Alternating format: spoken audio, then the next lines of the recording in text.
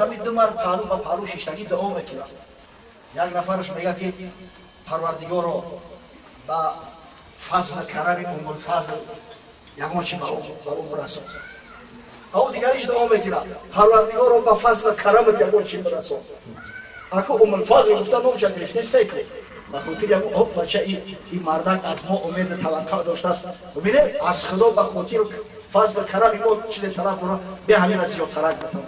امر میکرده است در درون یک مرغ پختگی 10 تنگه طلا 10 دینار را میموندیان میوردیان میدودیانش او شریک شه بفرمید است که هم 1 درهم بده 1 تنگه لتر این مردک مرغ میگیره بیرون میبرویان و میگه جورا شکمی ما سیل است از برای خدا چی میشود هم 1 درهم تبتی و مرغی برام میری بری اون آدمی خوب مایلش میگه مرغ میگیره میره روزی دیگر هم ما نگاه بکنه همون دعا را کرده است عشقی با فضل کرم ام الفضل چیزی بده اون مردی خودش میگه که با فضل کرم خود پروردگار رو چیزی بده همین قصه کوتاه همین کار 10 روز پای تکرار میشه و روز 11 هم پیش اومد میاد ام الفضل سیده اسماعیل میگه این مرد که خوب میلیونر شده ای تو 100 دینار داری خونه اومد تو باید که دیگران را خیر احسان کنی ای تو میستیم داری گردنک تکش کده و تلمیده بگم یا سعیده چه خیلی 100 دینار من هر روز تو را 10 دینار میدادم 100 دینار نشد و میگم بخدا قسم من نمیدونم مرغت میدادم مرغ چکا میکردی هم مرغ میگه این همین کس همین دم میدادم اما 1 درهم یمو را بگرفتم نه 10 درهم جمع شده است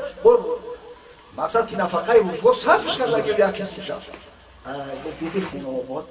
از فضل کرم ام الفضل همی خط برسد اون مردی خدا از فضل کرم الله که طلب کرد الله براش رسد اون مردک 100 دینار گرفت میفهمی پیاله کرده است مرد میفروشم اینجا میدونم که 10 دینار را باید دیرم داده است نمیگم زنی صالحه بود او کم تری زن باشه از برای خدا کدام شغل دوست داره مرد میزیست میگه وقتی از دنیا رفت خودش مسلمان شده است بعد سرش هم یک فرزند داشته است تمام مال و ملکش که عبارت از 30,000 درهم بود به همین فرزند میگه میراث میگذاره و میره و فرزند نصیحت میکنه که بچه‌م از یک خاندان خوب از یک خاندان پاک‌گوهر یک دخترک صالحه انتخاب کن اگر میخواهی که زندگیت هم خوب شود و آخرت هم این مرد نامش فرخ بوده است بر روایت امام مالی همین نامش دانسته میشه که فرزند اینمی سرزمین‌های خود ما عجمی کنیه داشت ابو عبدالرحمن میگه یک دخترک صالحه را به خاطر دین و دیانتش انتخاب میکنه نکاح میکنه میگیره ولی نوشاه نو عروس هستند ولی خمالت نگذشته است یک روز در مسجد نبوی میروه نمازخوانی که اونجا بانگ خطر زده است که قیصر روم شاه بیزانتیا با ملک مسلمانان تخت تاز آورده است شهر رقه را ضبط کرده استیلا کرده گرفته است مردم دعوت دارند که بیاید از مرز بوم اسلامی دفاع کنید بعد درباره فضیلت جهاد فی سبیل الله گپ میزنند فضیلت شخصایی که محافظ وطن هستند در اونجا گپ میروه این در اندیشه میروه سبحان الله ولی فرزند ندارم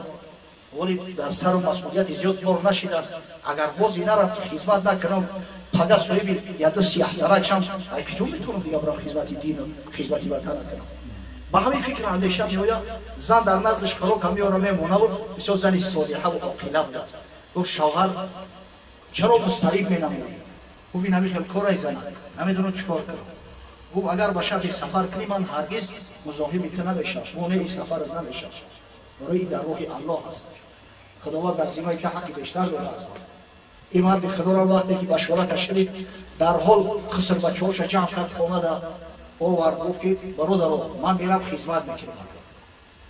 این همین زن با شما و شما را به خدا سپردم تو اومدن خواهش میکنم که برم نگه کنید مقصد که همین نفقه روزگار شدی را تامین کنید 30,000 درهم میگفت در پیش شما این همین مبلغ کم کم بگیرید تجارت کنید مقصد همین برام زنی من بیشتر و تشتر نمیدم این شغل من میرم یک روز 13 خدمت میکنم بعد بیایم با زندگی را دوام میدیم خیزه کوتاه یک خواهشه که دیگر هم کرد گفت که زمان دیگر شده است خانه‌های شهر علاقه نو شدند حتی مسجد نبوی را از نو بازسازی کردند همین پول میرسه انشالله یاد مردی کار بیاری همین خونه مولا یک خس کفر بدست ای سری نو بسازم اندک زمانویش کنم ای چوب و سنگ بسازمش خودش رفت در همین جنگ اول اسیر میخواد 18 سال در پلین بدست در اسارت نصرانیان بعدا کتابت میکنه از بس که تاجر چیره بود سبکدست بود همین خودش خچه میخره مکاتب میشود جانی خچه خودش آزاد میکنه تا میآید به وطن میرسه که از بین 20 سال گذشته است وقتی میآید در فکر که همین خونه ما میشناخته باشم شهر دیگر گمشیده است میآید که همون خسکفه به همون شکل صورت اولش اون دیدم میسازه ابا گو این زنی ما یا مرده است یا شوی دیگر کلی رفته دیگر منتظر میمانه شد همین نو میخواست در ابا کوبکی صدای اذان شنید مردای خدا گوش کنید مسجد در پیش خونه اونای در قصه اذان هم نیسته و در قصه نماز جماعت هم نیسته مردک 20 سال در خونهش نبوده صدای اذان شنید گفت امر پروردگار مقدم بر همه کار هست اول برم نماز بخونم اومد که بین اذان و قامت یک مقدار فاصله هست و یک جوان ریش سیاه از بالای منبر صحبت دارد 7 فقیه بزرگ مدینه منوره در پای منبر شیطانی صحبت یعنی را برغبت گوش میکنن همین خیلی لذت بود که به به گفت خدا رحمت کنه پدر و مادرت والله گفت اگر خداوند خیلی فرزندت بده دیگه ایدلیورم که رفتی به ارمان میرای عجب پدر و مادر خوشبختی داشته نماز وقتی فرض ادا کرد اومد در همون خونه را میکوفت که ناخواست همون ریش سیاه حدید همراه یاد شاگرده که نزدش اومدن یکی همین شاگرده همین امام مالک ابن انس است اومد گفت امام جان سلام علیکم گفت علیکم السلام بچم گفت اون خدمت بود نگو خونه اومدم اما گفت خونه ما اون بچه میره کی خریده گفت من خریدارش نمیدونم و ای وقتی خدمت میشناسم در همین خونه همین رزبور رفته است که همین وقت از در خونه یک عورت بیرون شد نگاه کرد گفت ربیعه خدا جان تماس کنه این پدر دای این همون ابو عبدالرحمن فاروق است همون مرده که گفت میرم یا سیدو خدمت میکنم میام این اگه خداوند بعد 20 سال رسوندش میگه پدر و پسر کردن همدیگه را آغوش کردن خیلی گریه و جنگیلش خستن اومدن در خونه نشستن این شخص ربیعة الرأی نام دارد استاد به واسطه امام مالک و یکی از اساتذه محترم امام اعظم ابو حنیفه رحمه الله میشه میگه چند 6 تا صحبت کردن بعد ابو عبدالرحمن گفت که زنک یا داری که زمان من 30,000 دیرهم موندم که تا اومدن من همین خونه را ایسری نو یک شکل صورتی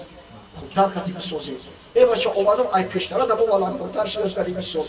اگر این مبلغ یکون مقدارش مونده باشه انشالله این بچه هم شیرمر چیده است بیارم را موندد مقصد که دست و سینه بر بزنیم خونه را ایسری نو درست کنیم و شکل صورتش نوباد دیگه شده ایه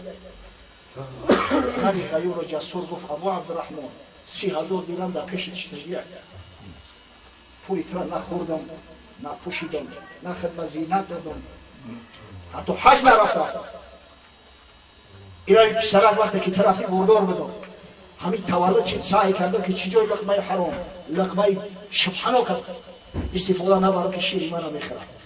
از خودی با خدا و پیغمبر خودم آشناش کردم در بالای گهواره من میگه بیت نمیخوندم در بالای گهواره من قرآن میخوندم وقتی که به عقلتر شد نزدیک قاری بردمش در 2 سال حفظ قرآن کرده است در 6 سالگی حافظ کلی قرآن شد همه 7 فقیه بزرگ مدینه همش استادا شد او اگر کودک چودک قبول نمیکنم خاصتا یک کودک که پدر یتیم باشه هر کدومش میگه سرت نمیکردم مبلغی کلان میبردم که همین رد نکنم فرزند را به کلان میگیرم یک تی نموده همه مبلغی را من در همین فرزند صرف کردم اگر ما بودوخای دعواگر باشی و دعوا داشته باشی برای میگم جو قرض قولت کنیم میوریم سو کردیم که این دیگه گریون شد با خدا قسم گفت زند من 100 روزی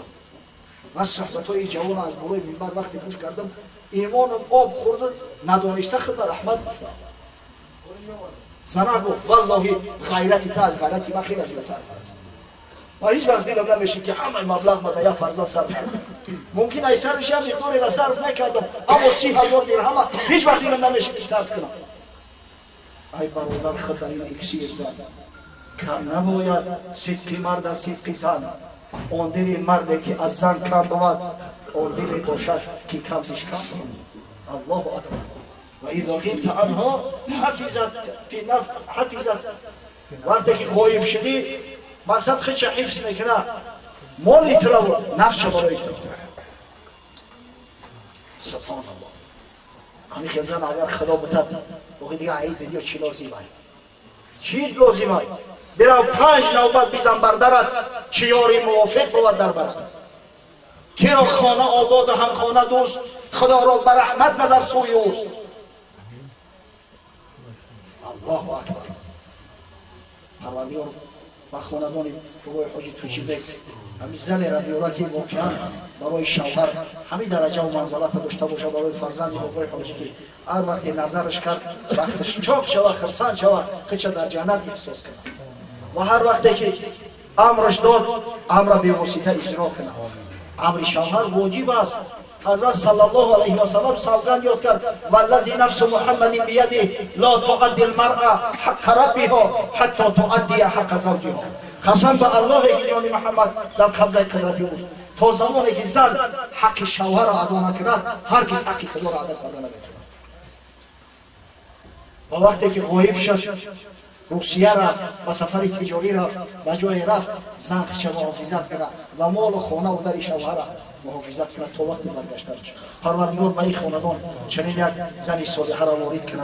خداوند برادرایی را که در این محفل خیر شرکت دارند به همه روزهای خوشبختی و سعادت روز توی نکاحی فرزندان و نبیره‌هاشون برساند. آمین یا رب. در زندگی ما و شما چقدر برکت ها داشته است، چقدر